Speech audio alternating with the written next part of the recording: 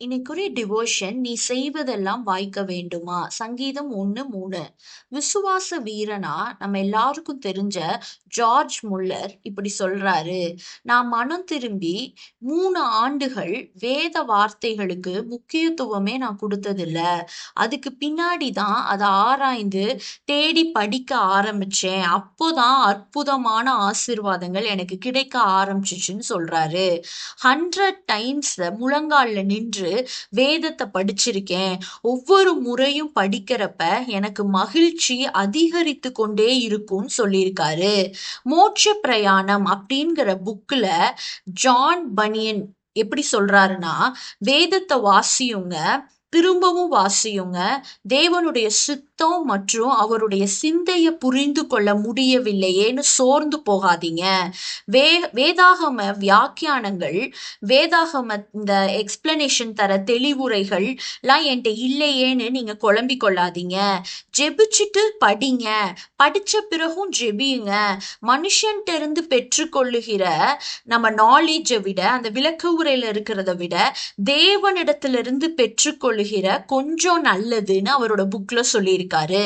கர்த்தருடைய வேதத்துல பிரியமாயிருந்து இரவும் பகலும் அவருடைய வேதத்துல தியானமாயிருக்கிற மனுஷன் பாக்கியவான்.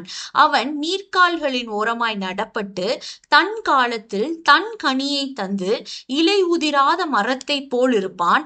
அவன் செய்வதெல்லாம் வாய்க்கும்னு நம்ம சங்கீதம் 1 படிக்கிறோம். நம்ம செய்யறதெல்லாம் வாய்க்கணும்னா நம்ம என்ன பண்ணணும்? அடிக்கடி வேதத்தை வாசிச்சுட்டே இருக்கணும்.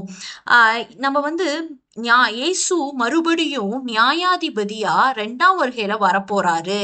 அவனவன் கிரியைக்கு தக்கதான பலன் கிடைக்கும்னு பைபிள் சொல்லுது. ஒருவர் மிகுந்த கடன் சுமைக்குள்ளாகிறாரு. அவருக்கு இரவுல ஃபுல்லா தூக்கமே வரல.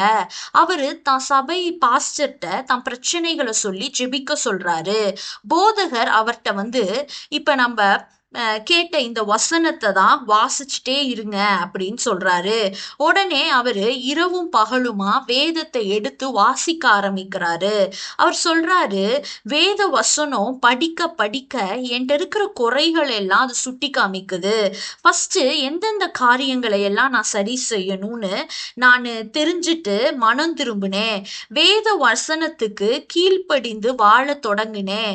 ரொம்ப சீக்கிரத்துல என் கடன் பிரச்சனைகள் எல்லாமே கொஞ்சம் கொஞ்சமா மறைஞ்சிருச்சு. இன்னைக்கு தேவனுடைய ஊழியத்தை நான் செய்யற ஒரு ஊழியக்காரனா வந்திருக்கேன்னு சொல்றாரு.